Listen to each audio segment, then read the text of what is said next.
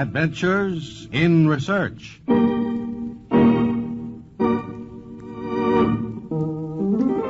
One of the most familiar sounds of modern civilization is this.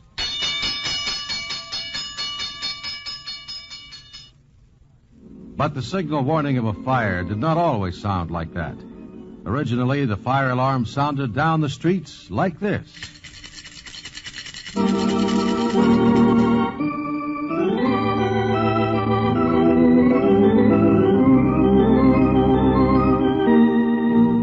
This is Paul Shannon bringing you another transcribed story of science produced as a public service in cooperation with the Westinghouse Research Laboratories. And today telling you the story of fire and the men who fought it. Fought it in the days before machines or engines or even horses. Before the white man came to America, there were fires, of course. But they posed no problem to the Indian. If he rubbed two sticks together and couldn't control the result of his labors,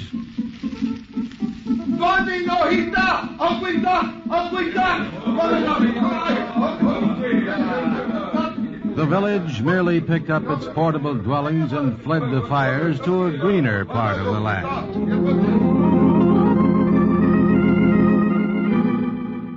But with the arrival of white men and the formation of cities, this method wasn't so easy. Say, quite some house Mr. Stewart's building, huh? Yeah, no doubt about it. Going to be the biggest house in all New Amsterdam. Yeah? My, look at the work they're putting into it. Isn't he? Took a lot of lumber, all right. Well, one thing we got here is trees aplenty. Yes, indeed. A couple trees alone went into that chimney. Yep, as nice a wood chimney as you'll see in the whole town. And a nice thatched roof. Yeah, Mr. Stewart's going to be mighty comfortable with a nice house like that.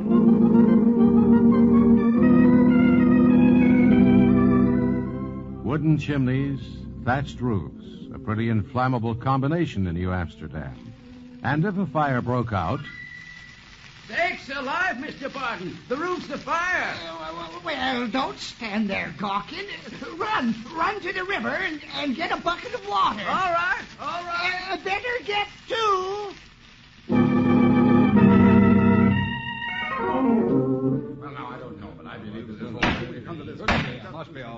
The council will please come to order. We cannot have this constant bickering. 'Tis plain as the nose on your face. We have to outlaw these wooden chimneys. 27 fires in a fortnight. My dear Mayor Stuyvesant, what concern is this of ours? But 27 fires. There's plenty of water. There's water all around. But there will not be if this keeps up. We will be draining the ocean dry. Just because you own some trees and sell wood for chimneys... It's no concern of yours, Mayor Stuyvesant, what I do. And if it's wooden chimneys they want... I'm the mayor, and I say... If the mayor is going to start saying what wood will be used for, I suggest he look at his own leg. What if a fire starts there?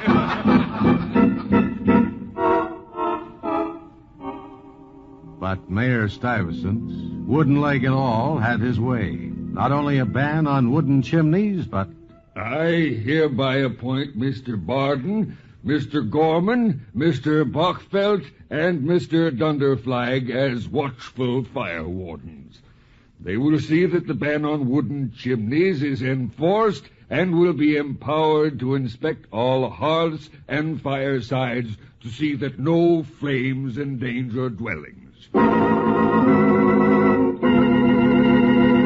out of here! I won't have you rummaging around my house. Now, you look here. I'm a watchful fire warden. I don't care what you are. You won't be coming around my house again, or I'll set the dogs on you. But I'm supposed to... The watchful fire wardens found their popularity decreasing and their position quite unenviable. So nothing was done about fires until one winter night in 1657, when a log rolled out of a fireplace. In the most fashionable home in the colony, the rugs were afire, the draperies aflame. Look! Baxter's house is afire. Don't stand there staring. Get a bucket. A bucket, a bucket. Somebody fetch a bucket. You got no buckets, Mr. Baxter. Oh, I can't find one. I don't know what the servant did with them. Hasn't anybody got a bucket? Seem to be right scarce. Anybody got a bucket?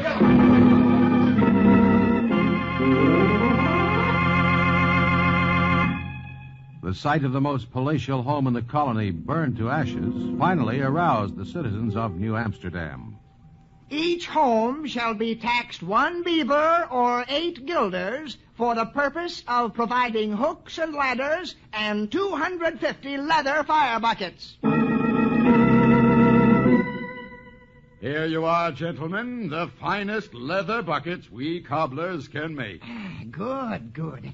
There'll be 50 of them at Daniel's Inn, and 5 at Mr. Baxter's home, 5 at Mr. Gruller's. Oh, yes, 50 of them at City Hall. All right, now, boys, each of us in town will take his turn patrolling the streets for an hour. And now, an hour isn't much time. And if you so much as see a spark, you immediately shake the rattle like this. And when any of us hear that rattle, why, grab up what buckets you can and come a-running.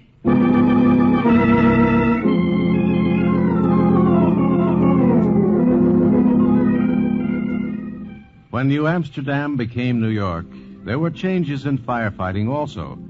The rattles and the buckets were still maintained, but every household was compelled by law to own a bucket. When the fire was sighted and the rattle sounded,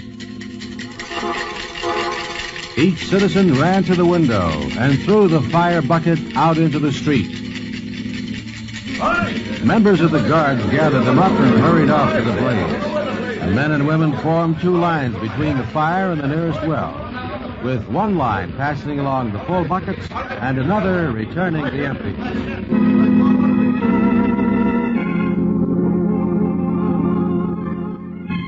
And then, in 1731, came an Englishman named Richard Newsham. Fantastic, eh? What? Newsham's machine. It pumps water, you know. I've heard about it.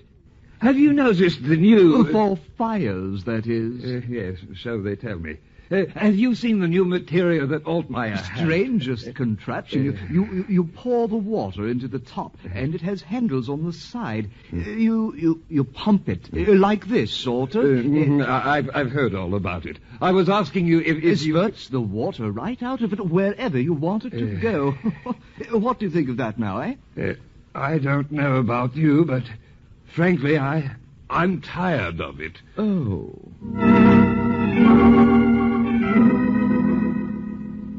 Two of Newsham's machines were brought to America and were soon given an opportunity to prove themselves. Yes, sir. If it hadn't been for them 2 fire engines, we'd really be in the soup. Jim Edwards' house caught fire, but with them 2 engines, we got it put out in a jiffy. Put it out before it did more than burn down Jim's house and the 2 next door.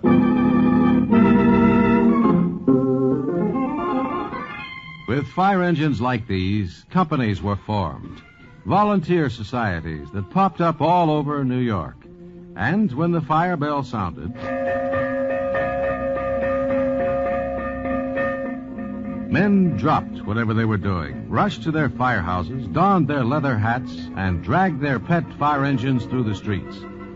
They even christened their engines with such names as Old Wreath of Roses, Lady Washington, Red Rover. And before long, rivalries developed which didn't hurt the fires much at all. Now listen, Farley, and you other boys. The Polk Street boys beat us to the last 3 fires, and I don't like the joshin' folks are giving us. Me neither, Chief. None of us do. Well, what can we do? Easy. See them barrels? We'll keep 'em right here at the firehouse.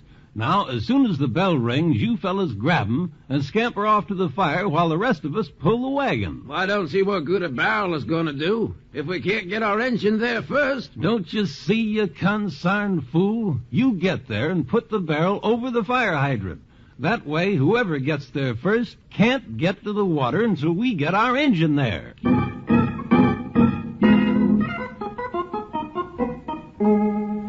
Unfortunately, the fires didn't wait till the fistfight subsided. And while many fire companies turned to horsepower to pull the heavy engines, more than a few volunteer laddies of the old days refused to give up the honor of pulling them by manpower. But scientific progress did not wait on personal honor or sentiment. Early in the 19th century, steam was used to operate a fire pump, and vehicles were built with both pump and boiler mounted on a wagon. By the time of the Great Chicago Fire, most of the companies used steam fire engines.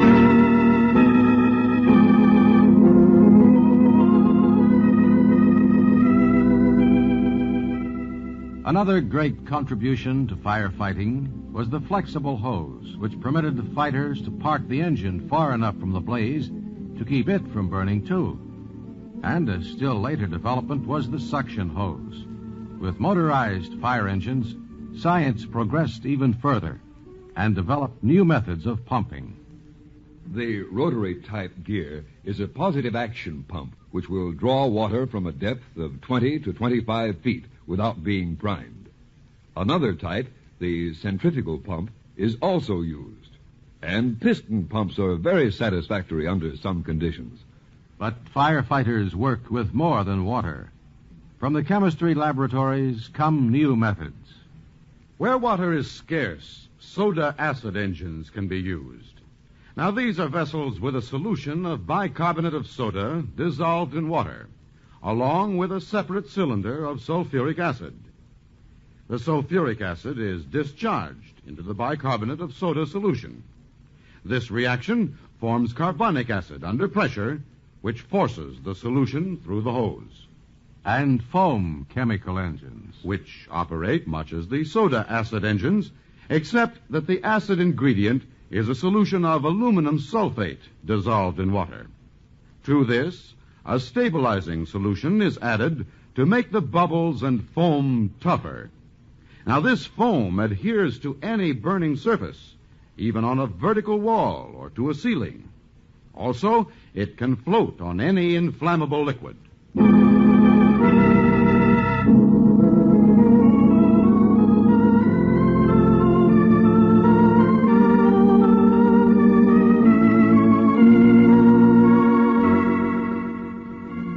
The fight against fire goes on. And though flames still consume millions of dollars a year, sending life and property up in smoke, man is winning his fight against fire. And he is doing it because scientific principles and techniques have replaced the crude firefighting methods of early America to make a never-ending adventure in research.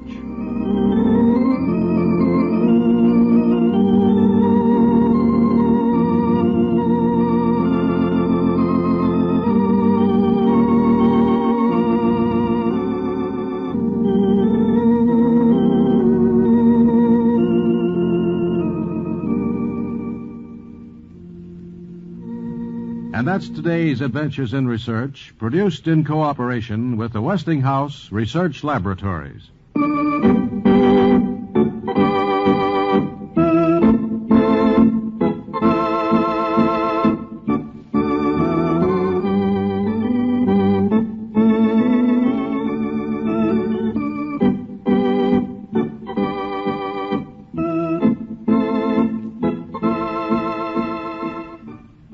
These programs are broadcast to Armed Forces personnel overseas through the facilities of the Armed Forces Radio Service. Join us again next week for another transcribed story of science on Adventures in Research.